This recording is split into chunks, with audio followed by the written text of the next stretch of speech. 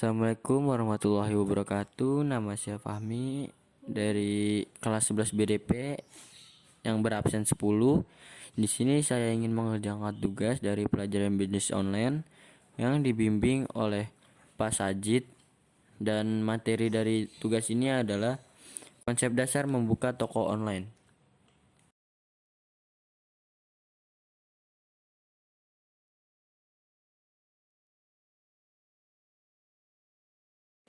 Nah, di sini yang pertama kita lakukan yaitu menemukan masalah yang dihadapi pasar.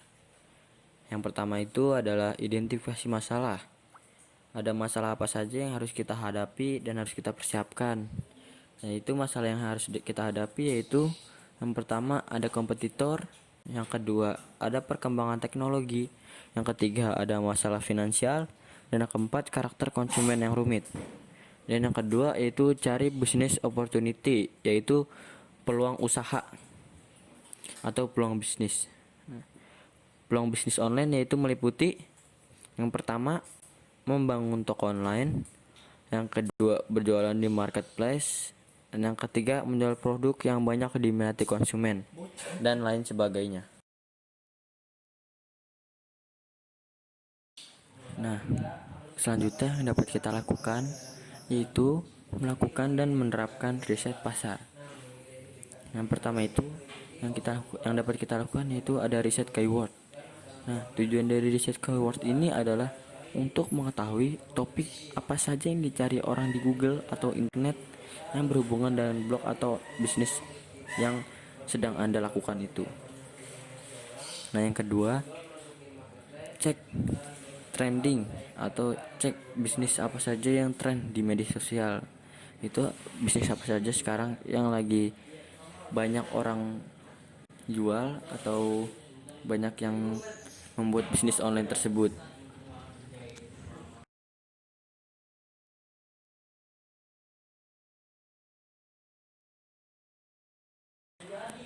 Dan selanjutnya yang ketiga yaitu menganalisa mitra bisnis dan kompetitor. Yang pertama ada kelompok kompetitor, dan yang kedua yaitu kunjungi website kompetitor. Nah, kompetitor sendiri juga memiliki arti yaitu orang yang sedang berkompetisi atau orang yang sedang melakukan persaingan yang bisnisnya tersebut sama dengan bisnis yang kita lakukan.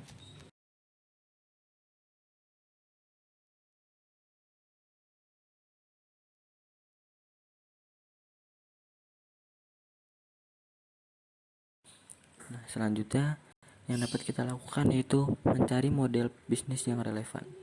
Model bisnis adalah suatu model yang menjelaskan dan menjabarkan bagaimana sebuah perusahaan dapat bergerak dan berkembang untuk memperoleh keuntungan.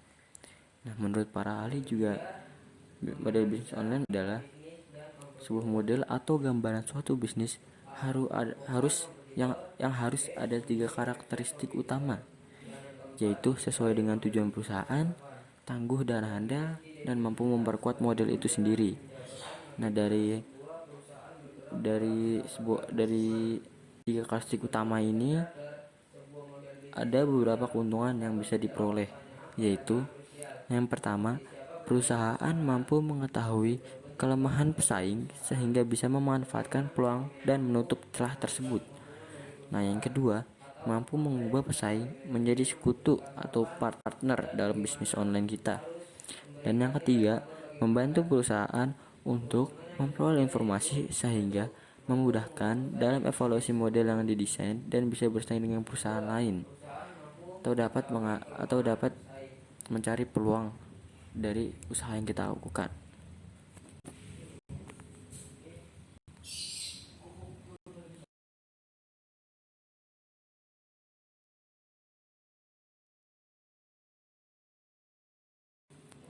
Nah, yang selanjutnya juga yang dapat kita lakukan yaitu menetapkan segmentasi target pasar dan positioning produk. Yang pertama ada segmentasi pasar. Segmentasi pasar ini adalah proses membagi-bagi pasar yang semula berperilaku heterogen menjadi beberapa kelompok pasar yang sekarang berperilaku seragam, atau proses pengelompokan pengelompokan bagian-bagian pasar yang berperilaku sama dari keseluruhan pasar yang beragam. Nah, secara umum, tujuan dari kita melakukan segmentasi pasar ini adalah untuk memperoleh bagian pasar yang mempunyai karakter dan perilaku yang lebih seragam.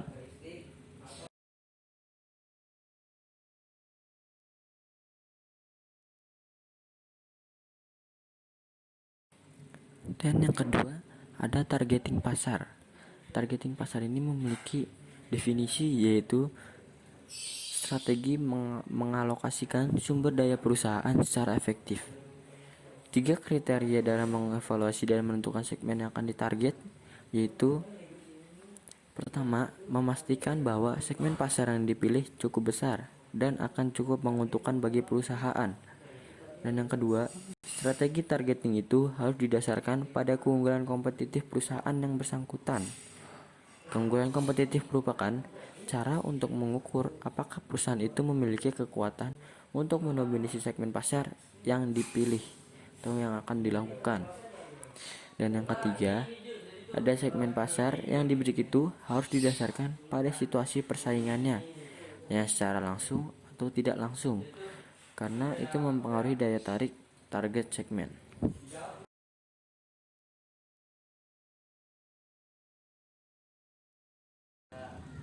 Dan yang nomor 3, ada positioning.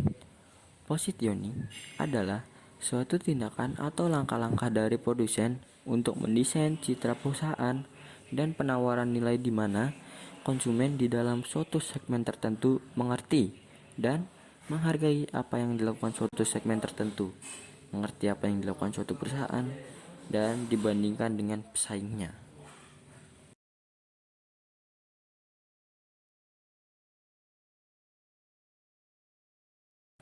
Dan tahapan selanjutnya yang dapat kita lakukan yaitu membuat produk up to date yang dibutuhkan konsumen.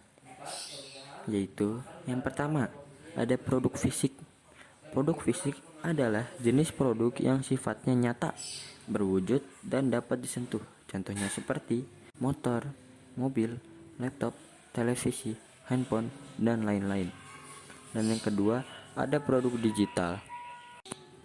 Produk digital atau e-produk adalah produk dengan wujud bukan fisik atau biasanya berbentuk elektronik yang biasanya diperjualbelikan secara online atau melalui media internet.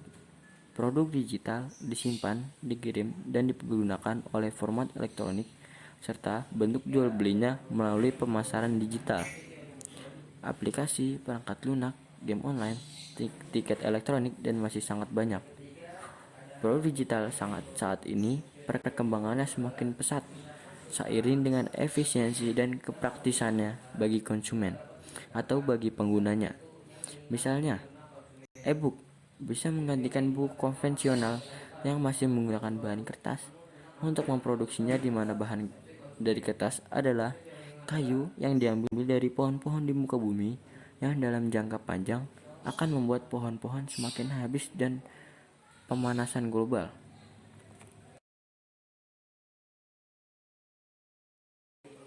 Dan yang ketiga, ada jasa. Jasa adalah setiap tindakan atau kegiatan yang dapat ditawarkan oleh satu pihak ke pihak yang lain, yang pada dasarnya tidak berwujud dan tidak mengakibatkan kepemilikan apapun. Produksinya dapat dikaitkan atau tidak dikaitkan dengan suatu produk fisik. Sekian penyampaian saya tentang konsep dasar membuka usaha toko online atau membuka bisnis online. Terima kasih. Apabila kurang lebihnya mohon maaf. Wabillahi taufik walhidayah. Wassalamualaikum warahmatullahi wabarakatuh.